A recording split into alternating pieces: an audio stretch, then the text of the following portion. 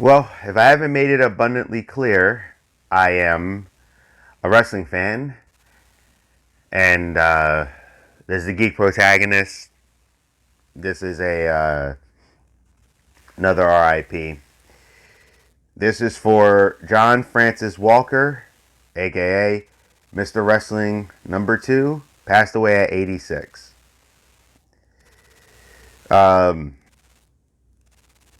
he was known as Johnny Rubberman Walker due to his flexibility.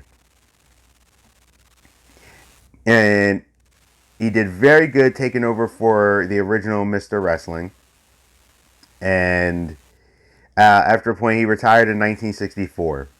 Well, as we already know, anyone who's a wrestling fan, retiring is kind of a suggestion, not a permanent.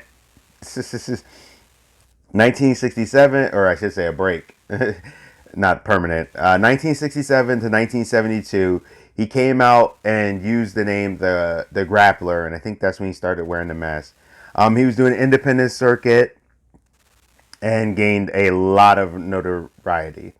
Now, back in the day, WWE wasn't as big as it was yet, and a lot of independents actually got a lot of views because back then TV only covered certain regions, so sometimes you wouldn't get certain shows and things like they do now, where you get it across the country.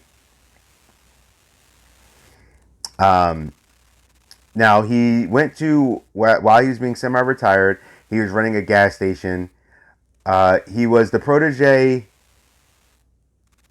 uh, and like I said, as the partner to Mr. Wrestling, Tim Woods. I think that's when he actually took over after his semi-retirement. Walker took his place at some points in the wrestling matches. So basically, what started happening was that Walker slowly started taking in his wrestling match where he would go, okay, you go in instead of me. So people got used to him being Mr. Wrestling. Very talented guy, though. And he worked with the NWA, and he became a top draw. 10 times, 10 reigns as the Georgia heavyweight champion. Remember, I said it was in the local area, so at the time, that's like a whole. That Georgia area was big back in the day. It was one of the big territories that was very important. That's why WCW, as some people would say, was because it was down there. I'm not teasing, I'm just saying that's how people used to say it. And he was considered plenty of times to be a top 5 most popular wrestler in the U.S. at any given time. Uh, and then he moved into the Midwest. He was speaking on coaching and helping young talent. He was big about that, always trying to help the next generation. And when I say, the reason why I say into the Midwest, because it started to get bigger and he started to work his way out there in the territory. Um, had very strong storylines with Magnum, his partner. You know, they turned, became his ex. Nice, the whole thing. Was North American champ a lot of times where he feuded with Junkyard Dog. And if you go back and watch WWE in the old back in the day, Junkyard Dog is one of those guys who is really, really good. And he was one of the unfortunate ones never to become a world champion. It was during the Hogan era, same as like Ted DiBiase. They were really, really, really that good and that popular, but Hogan was the king at the time. When he came to WWE, they used him as enhancement talent.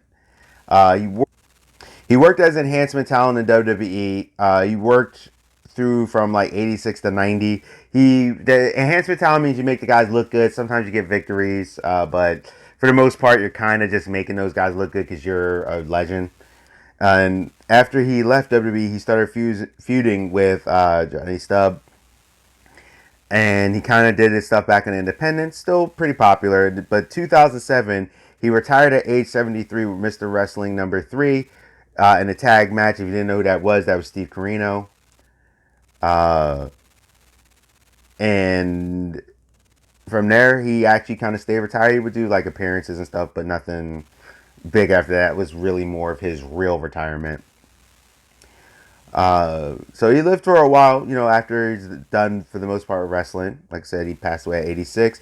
He's survived by his 3 sons, John, Robert, and Mike, with Olivia, who made a lot of Ric Flair's robes, which was his wife. Rick does give credit to that. He was Jimmy Carter's favorite wrestler, and they tried to bring him to the White House, but he didn't. But he did have some like private things I've heard about. And for a guy who was semi-retired, not bad. Bonafide BA, like did a lot. Was very athletic. Go watch some of his old matches. You'll see what I'm talking about. And just in closing, I want to send my condolences and love out to his family. He passed away of natural causes, from what I understand. And he's a great wrestling. If you want to watch some old school wrestling, he's one that's fun to watch. And I just want to say thank you for the memories. I do remember you from the time of my childhood. You were really interesting. They had the whole white mask and white motif with the thing, and I thought that was really cool. Very unique, Mr. Wrestling. So, safe journey, and I hope that match with Ultimate Warrior in the Sky goes out 5-star. I want you to stay safe, stay healthy, stay real. This is the Geek Protagonist. Have a nice one. Hey, thank you for visiting my channel. This is the Geek Protagonist. Please like, comment, subscribe, and share.